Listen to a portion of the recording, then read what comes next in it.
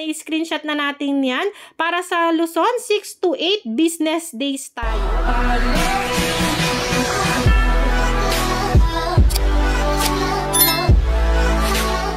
Hi! Welcome back sa aking channel. Ayan, for today's video, paano nga ba tayo magre-request ng ating GCash Mastercard? Napakadali lang mag-request. Ayan, samahan nyo ko. Ayan, kung hindi ka pa nakakapag-like, subscribe dito sa aking channel. Ayan, i-hit mo na yung ating like, subscribe button at ating bell all para lagi ka namang updated sa aking mga video. Ayan, mag-start na tayo. Unang-una, ayan, i-click mo na ang iyong GCash app. Ayan, i-login mo na ang iyong PIN. Ayan, at pagkatapos mapapunta ka dito sa ating dashboard ng ating GCash. I-click mo lang ang ating view all. I-scroll mo lang hanggang baba at hanapin mo ang card. I-scroll ka lang hanggang baba, i-click mo lang cards. Click mo lang ito, order a card. Click mo lang yan. Tapos, send me a card. Ayan, meron tayong babayaran na 250 pesos sa ating GCash Mastercard. Kaya dapat merong laman ang ating GCash. I-click mo lang ang ating next.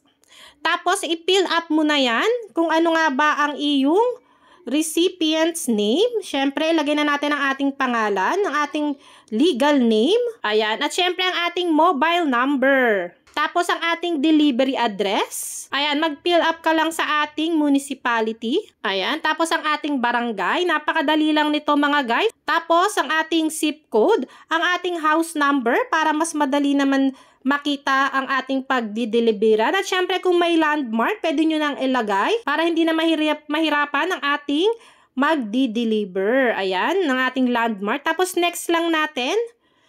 Ayan, ito na ang ating delivery address. I-double check nyo lang kung tama ang lahat. Ayan ang ating legal name. Naku, ang ating legal name, mali ang spelling. Ayun, o diba? Kaya dapat i-double check talaga natin mga guys. Ayan, ayan, may babayaran tayo na 250 pesos. Ayan, click lang natin yung I understand para i-confirm. Ayan, confirm lang natin.